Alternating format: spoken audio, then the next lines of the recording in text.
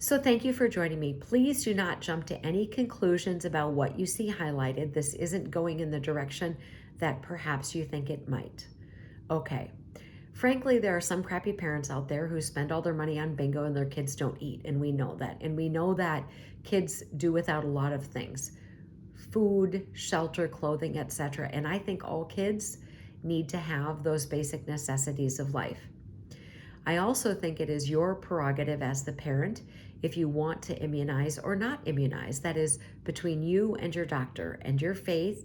And I would be the first person to hug, sit across from, shake hands with somebody who isn't immunized, because if the vaccines work, it doesn't matter, right? If you're vaccinated, it doesn't matter. So this story isn't about what you think it is, so please don't jump to any conclusions. But what do we know? We know that the media has an agenda, and we know that the media lies.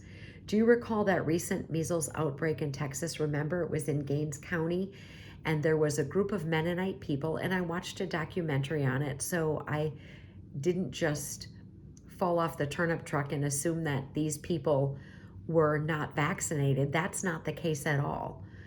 The Mennonites were the target of the measles outbreak in Texas, if you remember that story, for being under-vaccinated or not vaccinated. And the reason the measles spread was because of this Mennonite community. Do you remember the story? It wasn't that long ago. So, again, it's your prerogative as the parent if you want to or not. But we allow children in the classroom that are not vaccinated or have no proof of vaccination. So here what we did was we targeted a group of people and said that they were responsible. Yet we have kids in our classroom that are not. And again, I don't care whether you are or not. The point is that the media targeted this community, and the media said that they were responsible. And a lot of those people homeschool, so they're not even in your schools anyways. But the point is that the media has a narrative. And I'm not afraid of anybody who is vaccinated. I'm not afraid of people that are not vaccinated. I think kids need to be taken care of, but you as the parent, it is your responsibility. And if the vaccines that you give your kids, if they work, what difference does it make if somebody who's not immunized is in your classroom? It shouldn't matter if you have the vaccine. It should not matter. But the Mennonite community was targeted and they were responsible. And that is what the media said. Did the media ever tell you that kids can be in any classroom that are not vaccinated? And that's what I'm showing you here. So this is not about who's in the classroom. This story, this thing that I'm telling you, is about the media and the fact that the media lies. And I don't trust the media, especially with what happened with the C-19 years ago and the stories that we were told and the things that they said and the narrative that they pushed. So the next time they have a narrative, I just want you to keep in mind that the media has a narrative and that Satan is the prince and the power of the air.